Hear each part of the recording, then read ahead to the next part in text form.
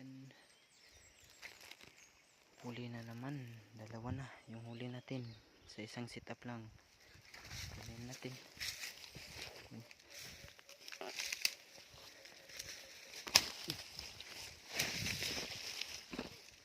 Ito makawala. Sobrang tibay niyan. Dalawa dito sa isang sit-up mga paps. So yun.